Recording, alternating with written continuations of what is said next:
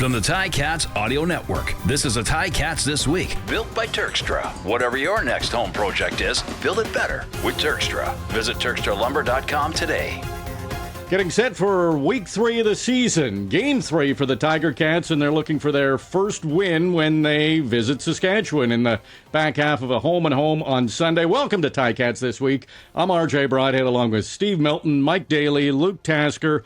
Guys, the Ticats are 0-2. They could be 2-0. 2 tough losses, lost late in both games, or at least made it close in the Calgary game, and then lost late against Saskatchewan. So are close games reason for optimism? Hey, we were right there. We had a chance, or is it just heartbreaking to lose 2 close games to start the season, Luke? Well, it's part of the way the CFL works, right? And so I think I can remember plenty of years where, you know, a handful of your games, say half your losses, it feels like it came down to 1 minute or one drive. And so, you know, I think a lot of losing teams can say that about how their season's gone, and there's certainly been a lot of seasons where you can say that of a team looking back. But if you take it game by game, that doesn't mean it's not true. It just means that it's maybe true more often than you might expect. And I think it is true again here of the Ticats, because certainly if you go to this most recent, the home opener with Sask, I mean, there's just a few soul-crushing happenstance kind of things in that game. Of course, the last play, how it ended, or before the field goal, I should say. You know, that could have gone a different way 1,000 times again. And even like we talked about in our post-game show, the interception by Levi Mitchell and off of Tim White that led to the field goal, but the drive before that, a missed interception that could have ended the game as well. So. 1,000 different things could happen, and they played Calgary pretty well. I think the thing that stands out to me is the way that Levi Mitchell is playing. If you told me before the season, if you gave me Levi Mitchell's with nothing else, just his game 1 and game 2 stat line, I would have said the Ticats are 2-0. Mike, you agree with that the team can take some optimism out of close games, that they're right there, they're not far away? Yeah, because if it was blowouts. If it was 2 blowouts, then there'd be a lot of looking internally right now and saying, do we have to switch people? Do we have to find a new lineup? Do we need to bring somebody in? Whatever that might be. But because it was close games, there's little things that you have to fix, right? And like you said, RJ, it's one of those things where there is a lot of good things happening. And, you know, Levi Mitchell playing really, really well, right? The offense is putting up yards, putting up points.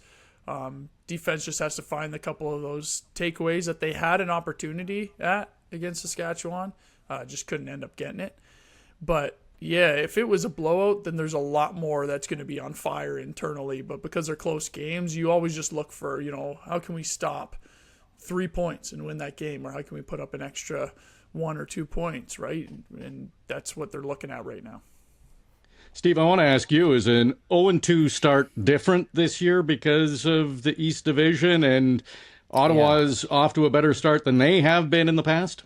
I think that's probably, there's some validity to that, RJ. We don't know how it's going to play out. They've still only played, 1/9 of the games so far. And that said, I mean, it looks different from different angles. If your player's on the field, you feel you can do something about this. You look at the film room and you go back and say, as both guys, our former players, have said, you look at this, if only a little bit of this, a little bit of that, then you know we could do that. But if you were where I'm sitting, and have sat there, and I understand this is a completely different, not completely, but a very different team. But this is still 4 straight years where it started 0-2, and that's just.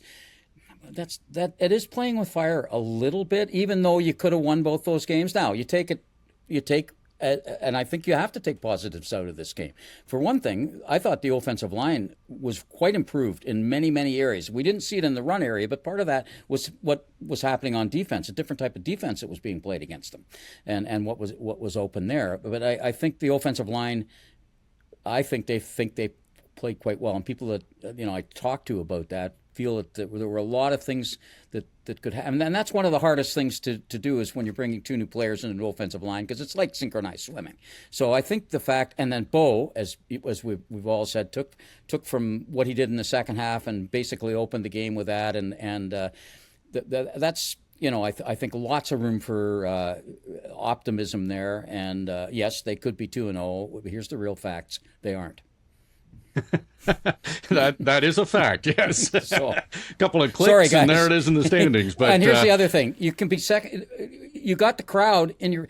Like we talked a lot. I mean, the first show we had this year about reclaiming home field advantage, which had been kind of lost last year at 3-6, and you've got them. And the place was going crazy, especially after a great sack. Basically, even though it was accredited to Barlow, who had an outstanding game, it was really set up by Usher, who was terrific, playing off that one end, and he had just a great game, and he had a great game last week setting up Casey Sales.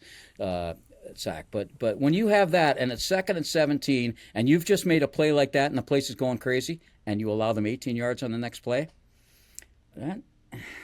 something about that, guys, bugs me. Well, that takes us to the defensive guy, seeing as Steve brought up that play. What did you see on that, Mike, where Saskatchewan was able to keep that drive alive on an improbable 2nd and long?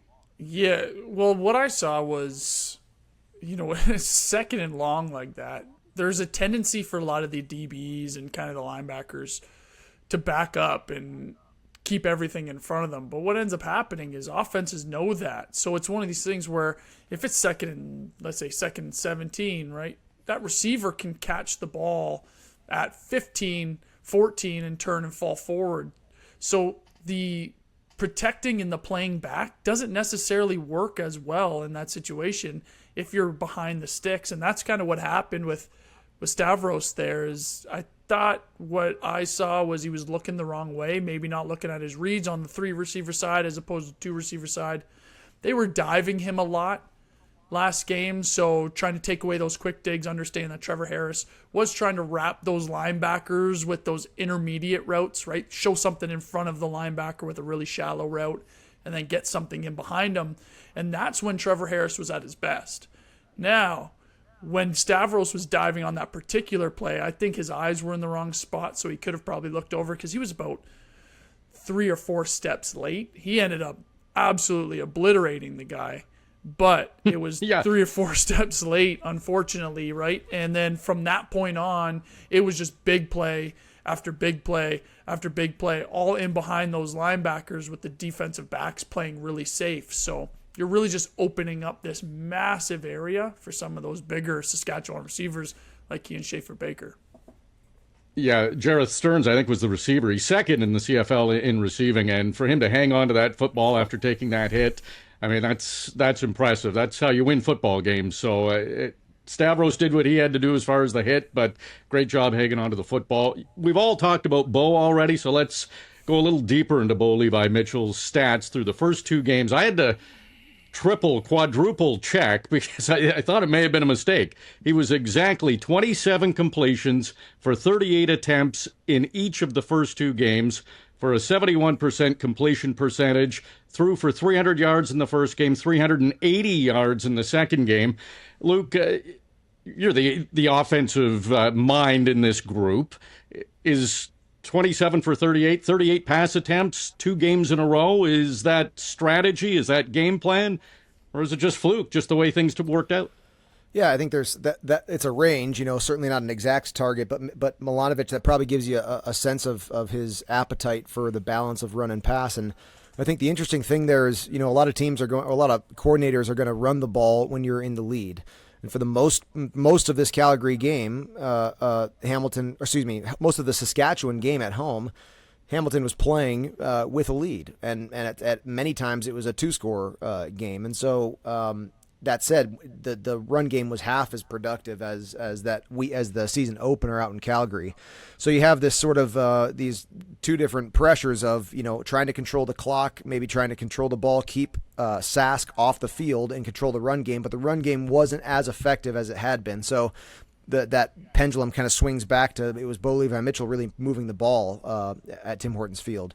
In that week 1 attempt, at the struggles in that first half of getting first downs and moving the ball, the one bright spot was James Butler. And so it was almost like if we're going to have to do it by on the ground, meaning get back in this game and get the points we need on the ground, then we're going to do it. And James Butler was carrying the burden of that very efficiently. So my gut response is that sort of strangely similar stat line is coincidence. I mean, I think you're balancing run and pass for two different reasons in each of those games. And on that run game note, I think Milton, you touched on this. I was impressed with the offensive line first week for how well they moved guys and came off the ball and got James Butler space. And then I thought they protected Levi Mitchell very well in week 2. So let's see if that offensive line is sort of, I think, trying to say, hey, are we able to do this together and give Milanovic a great answer both on the ground and through the air.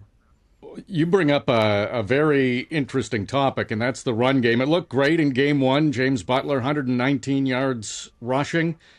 He's the only 100-yard rusher in the CFL this season. So through 2 weeks, only James Butler has rushed for over 100 yards in a game. Then he was held to 27 yards against Saskatchewan, but still leads the league in rushing yards. And then A.J. Ouellette, the Riders' high-profile free agent, bringing him in. He was so great with the Argos. He was an all-star last year. He's had the most carries in the league, 29 of them, and he's run for 72 yards in the first 2 games. That's 2.5 yards per carry, which is a bit shocking. And the fact there haven't been a lot of big run games, are we seeing the end of explosive run games in the CFL, Steve? No, I don't think so. And I think one of the things is that, and Scott Milanovic has been addressing this sort of in bits and chunks for the last week or so. He talks about the sophistication of the defenses that, and this comes from a guy who thinks out defense because you have to as an offensive coordinator. I think what they'll do is you'll see some things that'll soften that up, and the Ticats tried to do that with the 5 kind of long handoffs to Butler. Well, they gave him how many? 17 touches, right? They want him to get about 20. Isn't that about right? Somewhere in there with run and pass. So when you talked about the 38 passes, part of that I think is exactly situational. They were there, so take them. And respect for the run, I think, opened up some of those passes as well. So I think maybe it might take a while yet to figure out what the new sophistications are. Everybody spends all winter thinking about that because it was swinging. The pendulum was definitely swinging towards power backs. Sorry. Go ahead, Milton. Go ahead. No, I think you've got more to say on this than I would. Yeah. It's a good point. I'm interested in the defense in what you just said there defensively, like sort of around the league. And Mike, I'd love to see what your impression is because you've so recently gone from on the field to analyst as well. That as I'm looking this year, the nuances of the defense they're getting called both by Mark Washington's defense for the Ticats and the opponents that we've played. The thing I'm noticing is I am noticing a good amount of disguise, but that's been around for a while. Teams dropping out of a blitz or blitzing late. Kind of dropping off from a tighter man and trying to get back into a standard zone shell. You see that a little bit as you always have. I think you're just seeing more of an array of defenses. Like I feel like I'm seeing almost everything that you can do within one game. And as I remember kind of prepping as a player for defenses, there are some things that you get ready for, you're getting ready to go play Sask or, wherever Chris Jones was, let's say, when I was a player, and you're preparing for a lot of what he's doing, lots of pressure, lots of zero. And you go to another, and so he has his packages of defense. You go to another game, and they've got their own. But you don't have to run against everything every week. And I almost feel like I'm seeing every defense every week. I see cover zeros. I see drop nines. So there are some teams that just drop nine. They never ran a drop nine. It just wasn't really in their flavor for defense. And if they did, it was a once in a hand over a month of football. They maybe ran 1 rep of drop 9. I feel like every team's throwing in a couple drop 9s throughout the night in a game, and you get your mix of cover zero all the way down the field. It almost seems at the field goal range, certainly in the red zone. And then you've got all your zone shells. So I just think coordinators are being versatile. I just think they have to get their guys to know everything, and quarterbacks and OCs have to be ready to kind of see the whole spectrum of what is even possible to run defensively.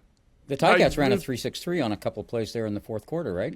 That's your drop 9. Is that what you Yes, yeah, basically, exactly. Yeah. In soccer it'd be called a 3-6-3. Yeah, it'd be like 3-6-3 a drop 9. So you're, instead of your standard 4-man rush, you're taking one body out and putting him somewhere. So what you'll see is a 3 double cut And that means, so if there's 3 rushing and there's your 3 shell, you have the lower zone is loaded up with 6 players across. That's a lot of traffic. And as a receiver, when you release off the ball and it's drop 9, you sense it. You're like, there's too many guys out here. I'm not like, it's not the shell or within my triangle that I can see on the field. Something's wrong. Like there's more people than there really should be.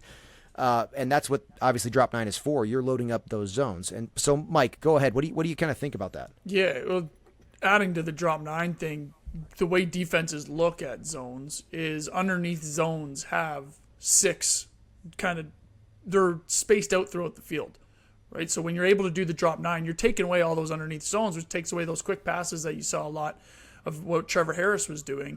And that's why they end up doing that. Now, the problem with that is now you're asking those defensive backs and linebackers to cover forever because you only have 3 defensive line running. And they got home a couple times. Barlow got home on the 1 sack where Nick Usher came underneath, was kind of a wrecking ball, and Barlow ended up running all the way around because you have plans for when you're only rushing 3.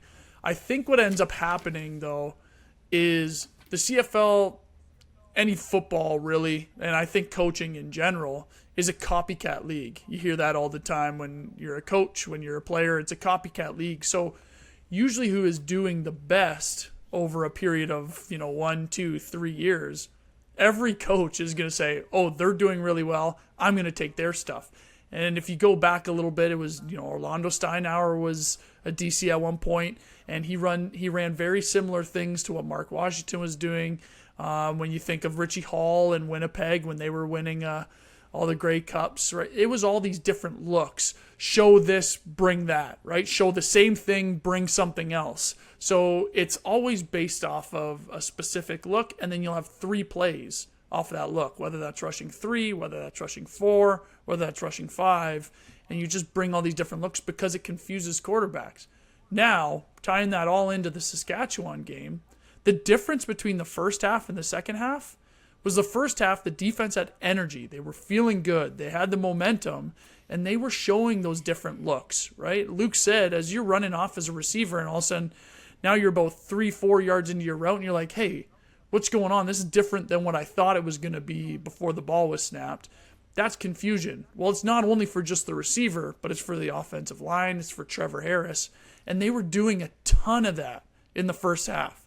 Come second half, Saskatchewan starts getting a little bit of momentum, right, with the field goal, then the touchdown. It starts getting later into the game where guys are a little bit more tired.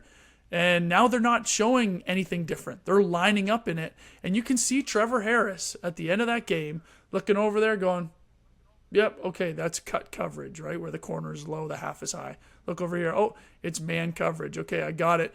And he snaps the ball, he gets it in his hand, he throws it immediately. And that's when they started just kind of moving their way downfield and making those big plays. And I think that was kind of the tail of tape for the Ticats defense. The offenses don't they have to? There'll be some counter things there, and I think Hamilton's got something in mind. They just haven't been able to get to it yet because of time practicing, because of injuries, and that's that. We've talked about this before. The classic NFL tight end thing. They used their hybrid tight end thing with Tuck doing a heck of a job there. He seems to have surpassed Felix as that role of fullback / tight end, essentially interchangeable in that way. But it's not the same kind of tight end as I think Scott has in mind for another set of packages, which is with one of the big guys, whether it's Robinson or whoever, playing on that tight end and maybe splitting them out a little bit. And that creates some other options that may open up. That's why I wanted to get back to running. I don't think the days of the power running are over, because I think offense will make some kind of things. And you can see that Scott just hasn't been able to do that yet. He's talked about it a lot. He's talked about it all winter, about that whole thing. It ran into some delays because of the injury problem they had during training camp. They really couldn't work it up to speed, but they were using Robinson. They just haven't been able to use him yet as a receiver. And when that happens with a guy that size who can also come back and block into that and force that linebacker, and he's going to be what is he, 6'5", against a linebacker, and he's going to be inside him, and I think that opens up the run again. It's pretty interesting when you look at the run with the Tiger Cats. James Butler, that great first game, and then 27 yards. As a team, the Tiger Cats had 30 yards rushing in the whole game. Riders weren't much better, so the running game wasn't a factor for either team. However, when you look at the Riders through their first 2 games, they haven't allowed 40 yards rushing in either game. They've kept teams under that. So, Mike, do you think James Butler can get going to closer to his 100 yards, or is this Riders running defense too good?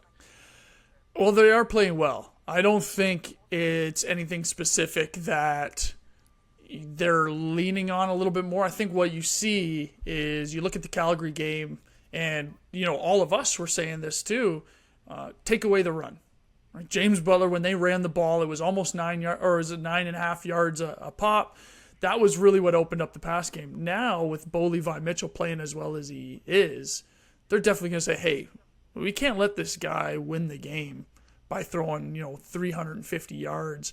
So it's going to be this balancing act, I think, and Luke might be a little bit more accustomed to hearing about the internal talks, but it's going to be this balancing act where, okay, what's the flavor of the game right now? Right? Against Saskatchewan, that was the flavor of the game. It seemed like everything that Bo threw out there was a bomb, was somebody was open. They were just leaning on that run so much, focusing on stopping James Butler, that I think as this goes down, it's just definitely going to kind of sway where the run is going to happen and James Butler's going to go off for 150 yards, or it's going to have to be on the hands of Bo like it was this last game. Luke? Yeah, that balance has a ripple effect that goes out. And the first thing to me is, like we're talking about, what a defense has to do to get ready, right? And you certainly, as Sask prepared for week 2, they watched that Calgary film, and James Butler was like the thing they talked about in their offensive meetings, right? And the defensive line and the linebackers were talking about how they were coming off, how that offensive line was coming off of the line of scrimmage. So that defensive sort of readiness or expectation for a strong run game is one thing, and then within the game when it's happening, when a run game is strong, it's the offensive linemen who are just so thrilled that the run game is going so well, because they have the defensive line has to wait and see, is that offensive line going to come off the ball and start pushing people, or are they going to drop into their pass set? And in the games where it's just a shootout, the offensive line end up just getting exhausted. It's why you see this, that adds to those fourth quarter, huge sacks that happen, because now you're late in the game, and that offensive lineman pass stepping the whole game. This is a little confusing there, but that's sort of a defensive physical movement. You know what I mean? The offensive line is they are defending the quarterback. It's the defensive line that is the aggressors in the pass game. And so it's hard. It's hard to play catch with massive athletic guys all night. The run game allows you to be the aggressor as the offensive line. They can move. You're moving forward when the ball is snapped, and it's relieving to have that balance and to keep a defense honest. So the game wears down. That pass rush can get stronger and stronger as the night goes on for a passing offense. In a James Butler balanced approach, that offensive line is really helped by that.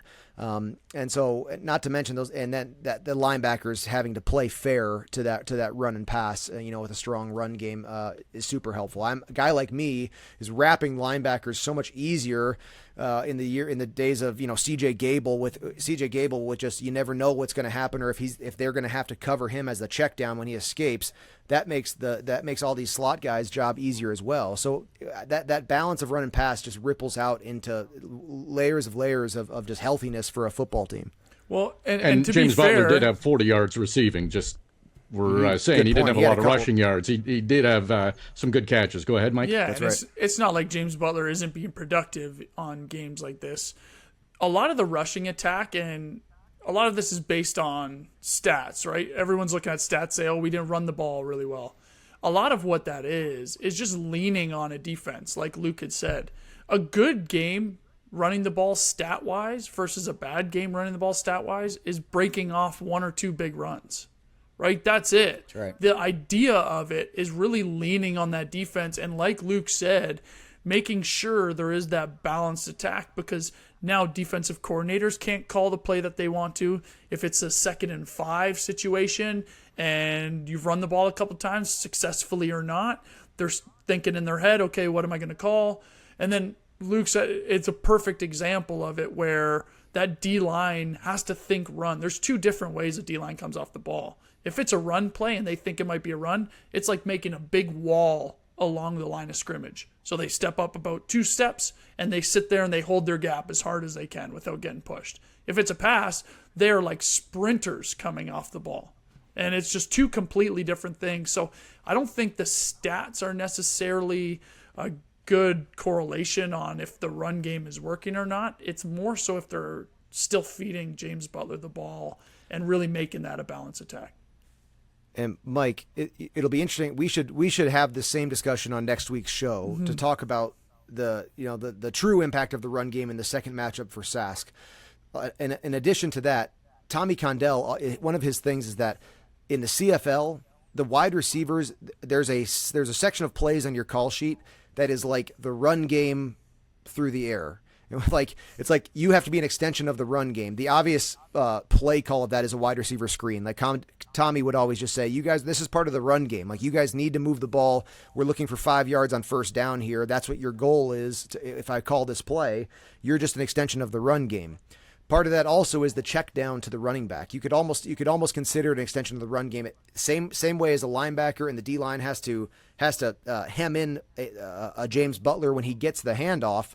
Well, if he's a low check down, getting that playmaker the ball in that way is also keeping that same defensive core, in balanced and honest too. So the CFL run game is maybe you could almost blur the line a little bit there and extend that out to those play types and body types. But let's see. Let's see if we can get a really honest opinion of the Ticat run game out in Sask this week. All right, making a note for week 4 of Ticats this week. We will have that topic for you. Good preview for week 4. We're still in week 3 of Ticats this week. I'm RJ Broadhead, Steve Milton, Mike Daly, Luke Tasker.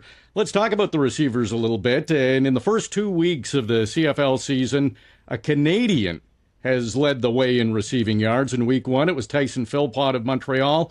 Last week, it was Kiondre Smith of course, the Tiger Cats, 119 yards receiving. He had 2 plays over 30 yards. He's had a touchdown in both games this season. He's just 24, still one of the youngest players on the team. Steve, are we seeing the emergence of maybe one of the top Canadian receivers, or maybe one of the top receivers in the CFL? Short answer, yes. There's some background music to this, RJ. And that is this. Remember when Scott took over last year as offensive coordinator? One of the things he did was move Smith inside. That was an anticipatory thing for the long on the offseason. Then they went and got 2 Canadian outside guys. Part of that, was long-term thinking that you're going to eventually have some outside, have 2 Canadian receivers almost all of the time. And so they went and got 2 faster, taller outside guys, and they moved inside. They moved him inside. Why? Because he's tough as nails. He is a hard ass. He's a hard ass mentally. And like when he first came to this team, what people talked a lot about right away was his sort of confidence that came from a rookie. Now, part of that comes from being Pee Wee Smith's son, right? And having been around football and not being overawed by the professional atmosphere because he'd grown up with it all of his life. He was there. He was in the Grey Cup parade when his dad won a Grey Cup. So he was around those things. But that was part of it. The second thing is Levi Mitchell recognized him right away, even when he was hurt last year. I don't know if he and Scott Milanovich talked and said, hey, why don't you try this guy inside, that kind of thing. And inside, outside receivers given today, and it's been part of this whole discussion, everybody has to adjust to everywhere to counter the sort of sophisticated defense that they have. So the offenses are changing. It's not the same where the same 2 guys line up at the same kind of spots together all the time.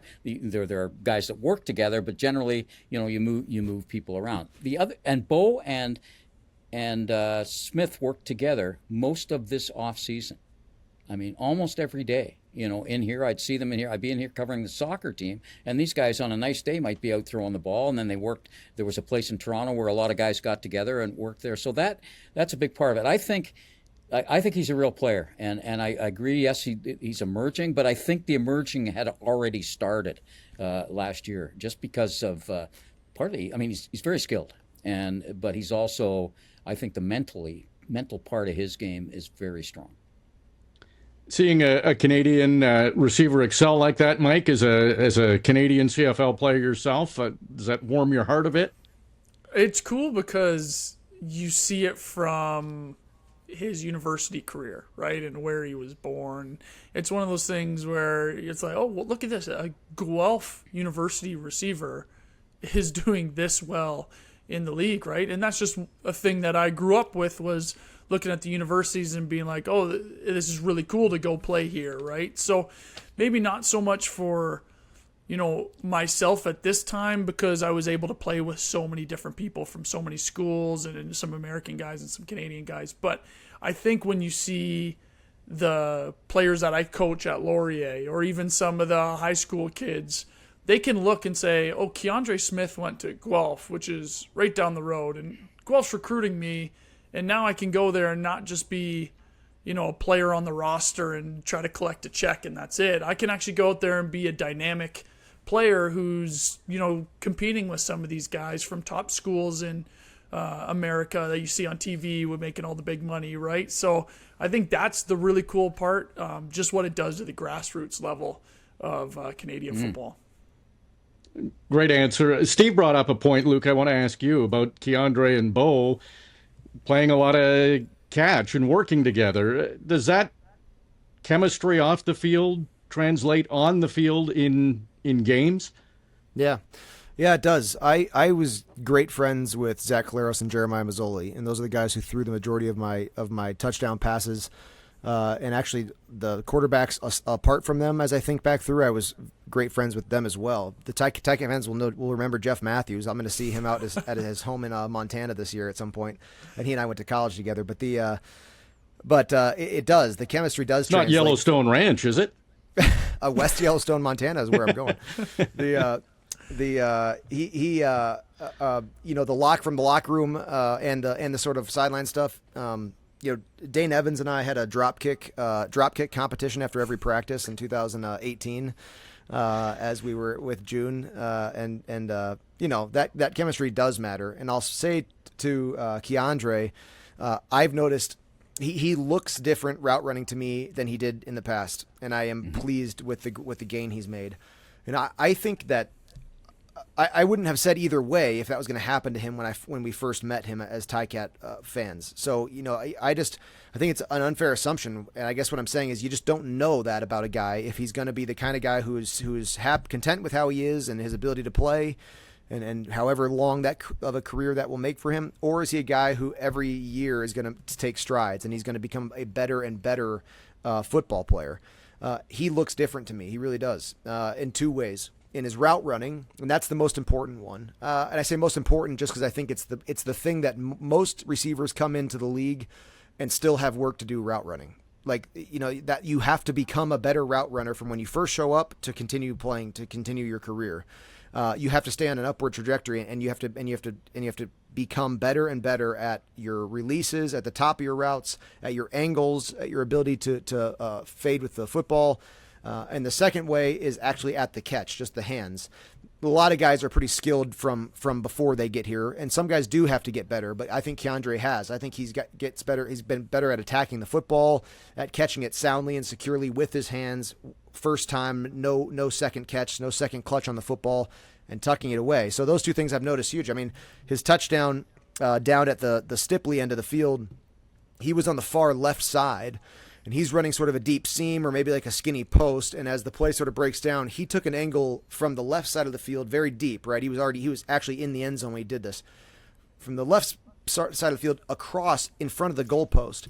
The way that he did it, the angle that he runs that at, the coverages can't stay with you. So Michael tell you every coverage at some point becomes a man coverage. As the play goes for so long, there's just all of a sudden the routes have been run and a zone defender is where he's supposed to be, and it's effectively man coverage.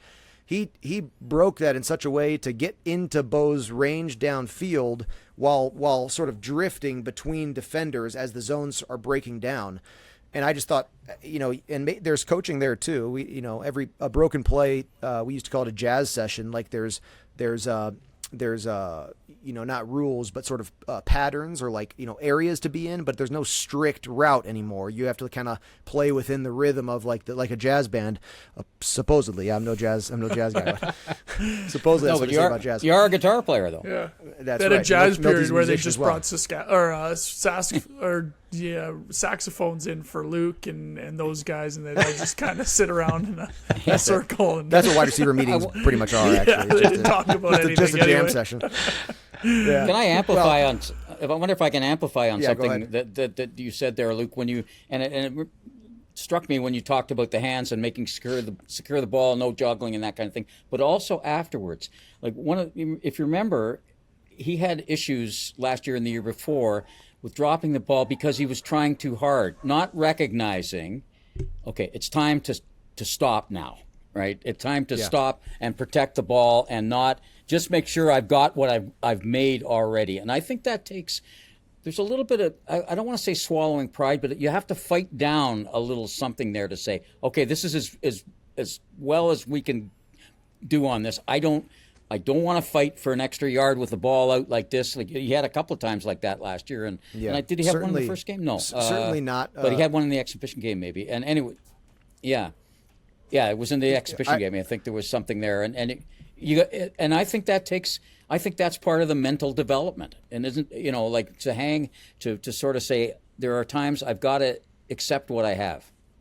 Yeah, no, you're so right. There's a balance between just giving up, and there's times strategically or like because of game management to go down, but for the most part, like receivers aren't really, the league isn't such like receivers are going down. It's either you're out of bounds or you're getting tackled. There's a balance between sort of that, like almost letting yourself get tackled and just continuing to fight and fight and fight forever. Definitely opens you up to injuries like soft tissue or contact style injuries for sure. When you're tangled up and still fighting, but the ball security is a huge factor. I was real cognizant of that because I knew that just because of my strength and size, like if somebody's going to get a very, very clean punch on the ball, if I'm not two hands together, like iron cross, like for anybody on YouTube watching us can see what I'm doing. If I'm not two hands together, I'm not just going to be able to one arm hold on to the perfect punch, from the team's linebacker. So I was just real cognizant. Yeah, I was real cognizant to just not be a hero at the point of contact, but then to also not be to take every yard that you can get. It's not about you're not sliding or going down, but to try to split the gap and maintain ball security. And he does seem to have come a long ways there. I think it's a big thing. What's a drop kick competition, Luke? Well, people will probably know a drop kick, like just like rugby or like you can do in football still, which I think is huge Doug Flutie style. So it's not an MMA move.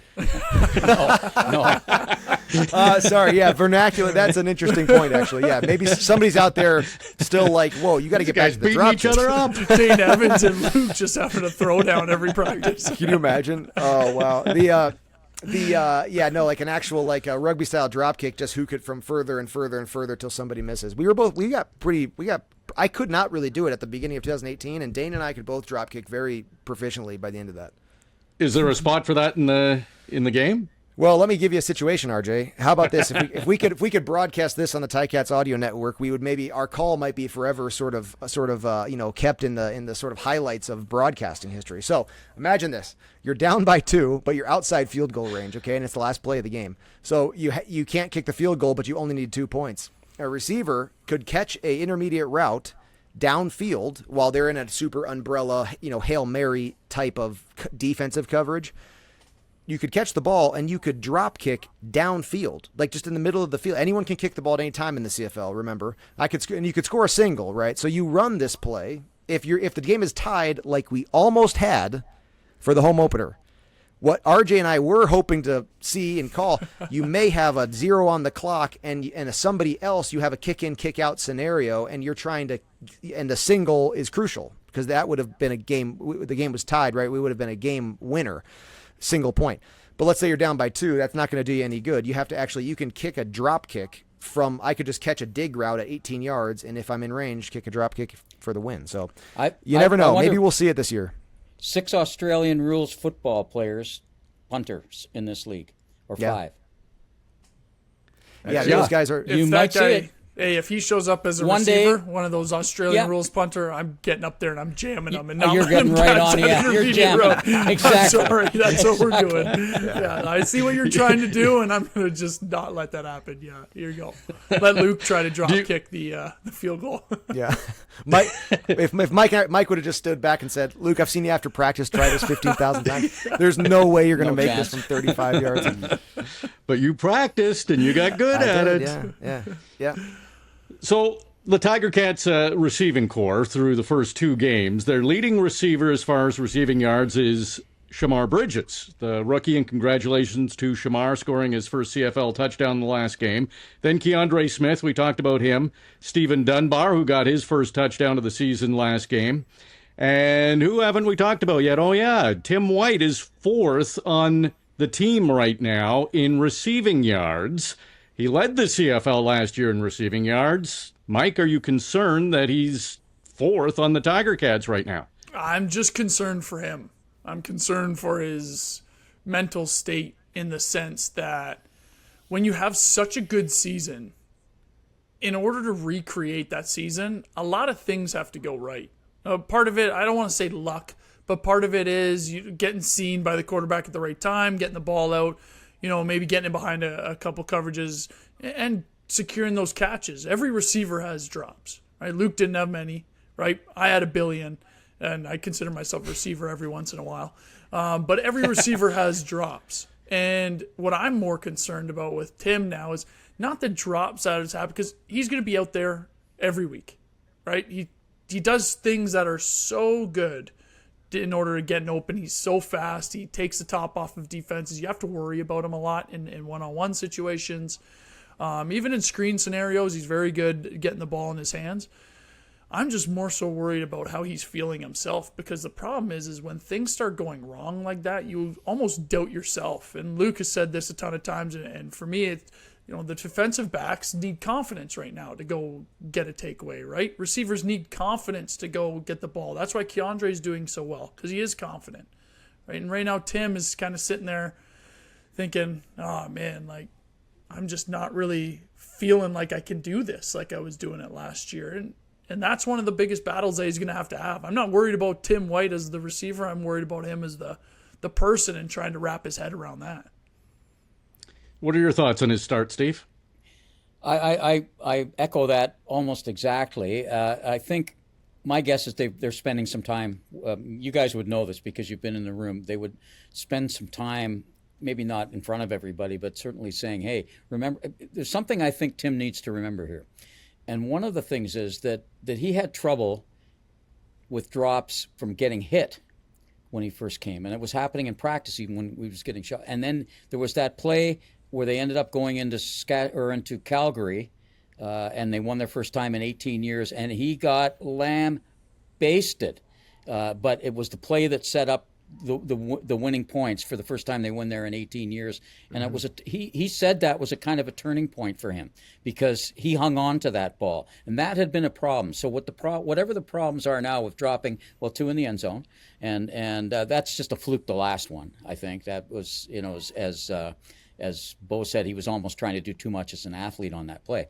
But the one in the two in the end zone and another drop before that in last games too. I think he's got to be reminded of other things that have happened to him and other things that have happened to other players on their way to greatness.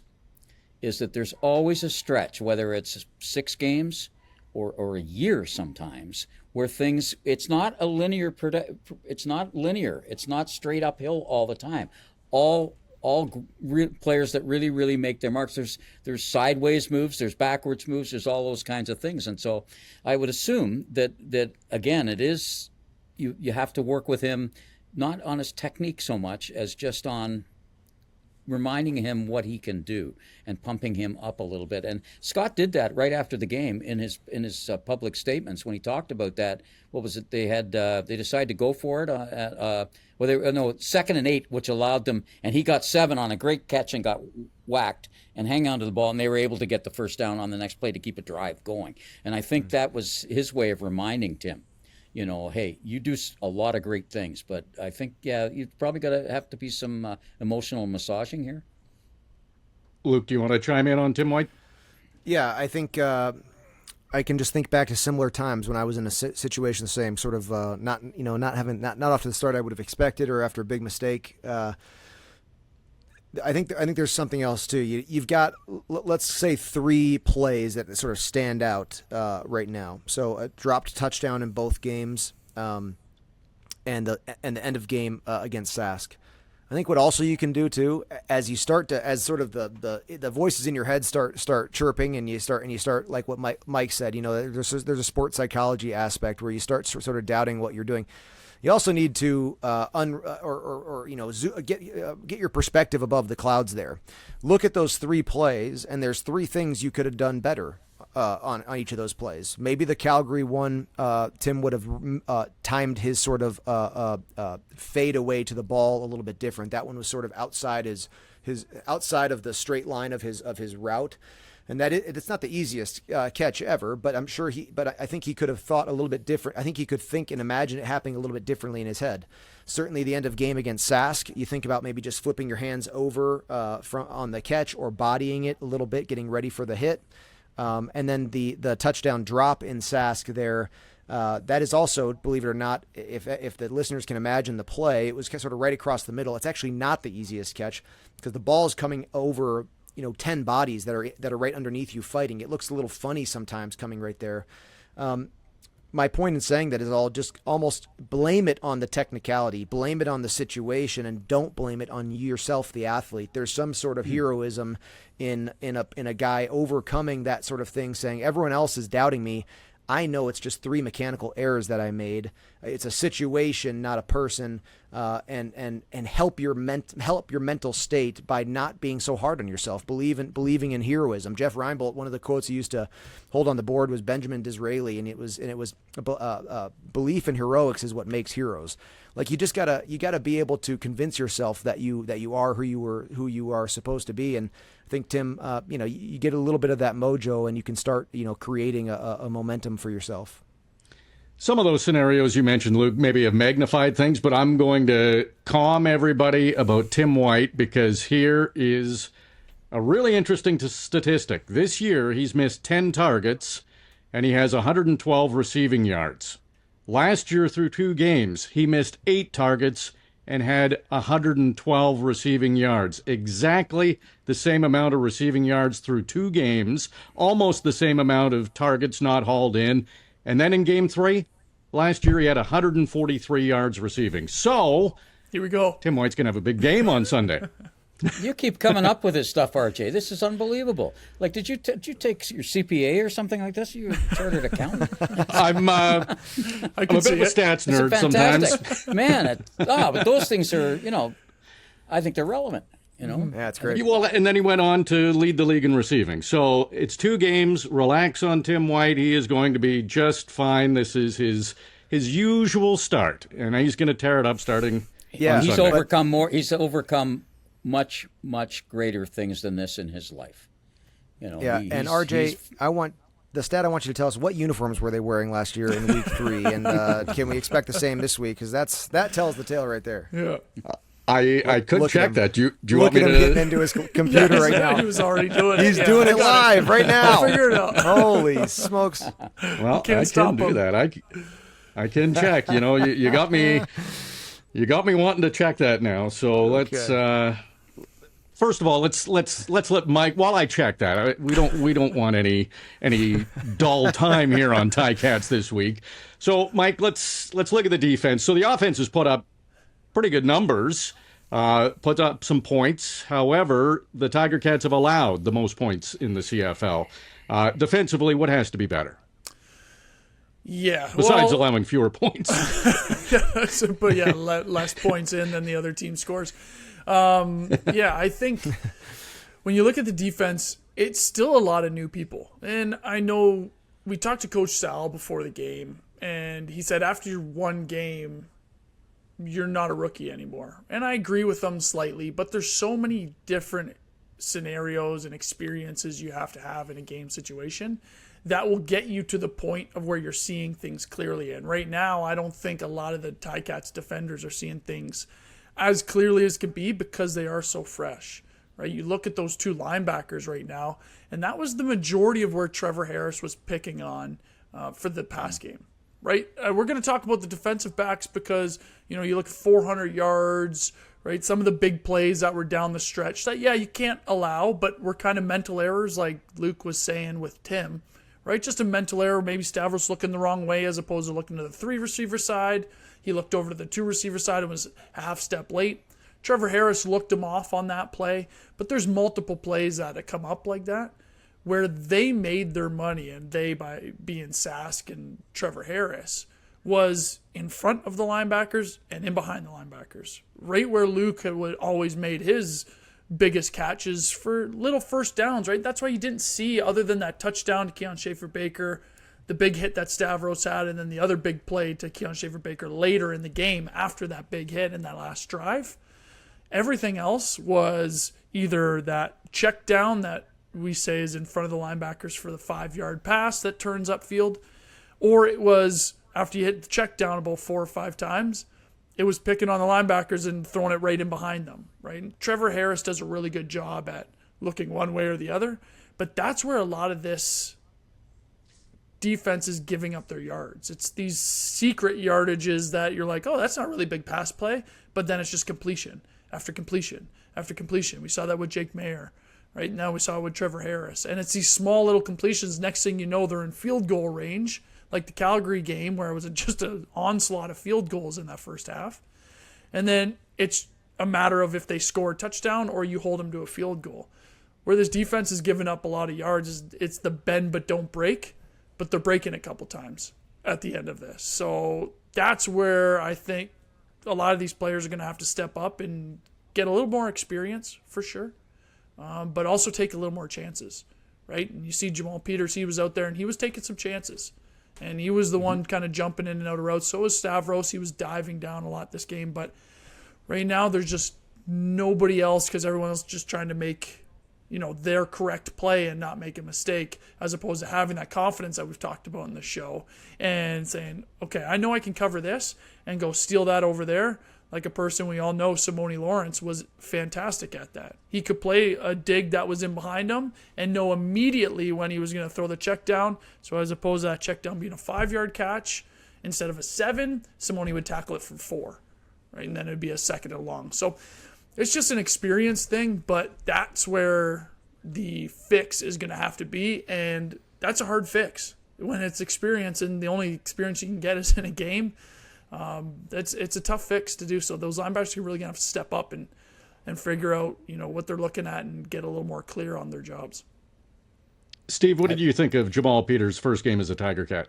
I for the most part I really liked it, and I think we talked about this at the top of the show that they went at him right away, and I would have too. And I talked to him. He said I would have come at me right away. You got to make sure. I mean, the guy hadn't this first time in a Ticat uniform, first time in basically in a live game in a year, and his former defensive coordinator, the head coach of the other team, defensive coordinator, who knows him. So you're gonna come on. I thought particularly, I think they went at him 3 times in the first 2 drives, and I thought he acquitted himself well there. He played great on special teams, but he was covering their top receiver, wasn't he? And he's always going to cover the top. He's always going to cover the top, first or second receiver on. So on were they side. targeting him or just trying to get the ball to their number 1 receiver? No, they were targeting. They were targeting him at first. They weren't targeting him. They were testing him. That's a different verb, and you want to see if he can do it. Like if he can, and I thought, again, I don't know, and Mike and Luke said it's a combination of both, that later in the game I thought he played a little off too much, gave a little too, which isn't who he is, like on that long, the drives at the end. So I think if he... I was pretty impressed. He seemed to survive that okay. Maybe there was a little bit of game fatigue factor there for the whole defense getting pressed in the second half a little bit. But I think it was great. And what he does for special teams, I think is, I mean, they had he had 2 tackles on special teams, but he set up a couple of the other guys for tackles on special teams as well. What did you think of the special teams, Luke? I know we have some good discussions in the booth. Yeah, I like to keep my finger on the pulse of the field position. The average drive start throughout the game, and I thought the Ticats, as they were scoring points, they were doing better in their with their drive start. Of course, that's a complementary aspect of the game. Offense, defense go into that just as much as the punting team. The thing that I'm sort of I want more from with the Ticats special teams is their return game. And you could flip that right around and say we've seen too many healthy returns against, but I just don't think Lawrence Woods is getting the opportunities to break through. I'd love to see more for him. And you also saw once or twice in this game at home against Sask, Lawrence not beating the first guy, and the returner kind of needs to do that. You need your returner in the open field to beat the first man on his own, and the scheme has to help him the rest of the way. And I don't think they're getting what they want out of their return right now. No. Yeah, and Luke, I want to step in on that because I'm very curious and played a ton of special teams, so I'm always very, very interested on how it's going because I really don't think people understand how big of a part of the game it is. Right, with the returns, massive. I think Lawrence Woods has been doing a good job getting what he can. What we're seeing in the returns is a lot of the secondary guys that are flying up. So you think of it like this: the gunners that are downfield, right? The Jamal Peters, the Tyler Turnowski, who had an unbelievable game on special teams. Tyler Turnowski did. He was making plays all over the place. He had a really, really good game, and so did Jamal Peters. That's the first wave, is those gunners. That's what you call them, the first guys down, the fast ones that are right at the point of attack. The second wave are all the guys that have to protect the punt first and then come down. That's where the Ticats are getting beat right now. The gunners, the Ticats are doing a really good job. Lawrence Woods is making some people miss. He's getting what he can. He's getting about 10 yards because he is hitting it, and that's what Lawrence Woods is good at. But then once he gets through that first wave of gunners, we're not winning any matchups at that second wave. And what this is, and we kind of talked about it off air a little bit, is the Ticats have a lot of new, young Canadian depth. And the same thing I talked about with experience on defense is there's not a ton of experience on the special teams either, right? There's a few guys, James Tuck, Ante, Litra, Milanovic, he's out there, right? Turnowski did a pretty good job, but doesn't have a ton of experience because of his injuries. Everybody else seems like they're pretty new, right? So the biggest thing that I'm seeing is that they're getting beat in their one-on-one matchups, which isn't allowing Lawrence Woods to get out. Now, Lawrence Woods is doing a really good job. And in the whole grand scheme of things, he's up there with the tops of the returners in the CFL, but there's just so much left to be desired. In the terms of Jamal Peters and how well those gunners are playing, Jamal Peters is doing this thing where he spells off with some of the other starting DBs. So you'll usually do that with some of the guys that have to start. You'll rotate in with like a Dexter Lawson was out there, Jamal Peters. And it's as simple as this. It's, hey, I'm really tired. Can you go for me? And the guy's like, yep, absolutely. I'll go for you. So Jamal Peters wasn't even in all that much. But when he was, it's that competitiveness that we were talking about with the Kiondre, right, with the Tyler Turnowski that you saw, with the Stavros, the Casey Sales. It's that competitiveness that shows up. And I think he had a holding penalty against him. He made 2 tackles. So he was all over the place. So not only getting in there in his first game and doing his thing on defense, but also getting in there and making a couple tackles. The only thing I'll say to Jamal Peters is catch that interception you dropped. And then maybe this will be a completely different game, right? That's what we have to do. I bet if there's some takeaways, I think everything changes. It maybe in subtle ways, but it changes a lot of things. Well, and takeaways, Steve, they've got to have some. The takeaway, the one interception, changed the game. Yeah, right. That's exactly. That's how simple it is. One turnover in each game, and the Tiger Cats have lost the turnover battle in each game because you'll never win it if you don't have a takeaway. You can tie it, but you won't win that battle. No. Game 3 last year, Tiger Cats wore black tops, gold pants. They were at home, though, Luke. So, I'm guessing they probably wear. Yeah. But Tim White will be just fine. Guys, great discussion on Ticats this week. We covered a lot. And can't wait for the game on Sunday. It's a 7 o'clock start, 7 p.m. start Eastern time, even though it's in Regina. It's a 7 Eastern start, and the pregame show is at 6 o'clock.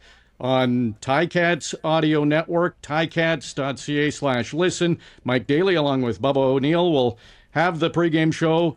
Luke and I will have the call of the game with the kickoff at 7 o'clock, and right through this week, taking us up to the game, and even in the pregame show and postgame, you can catch Steve Milton on Ticats Today and ticats.ca. Steve, Mike, Luke, great job today, and can't wait for Game 3. Maybe it's the first win for the Tiger Cats on Sunday against Saskatchewan.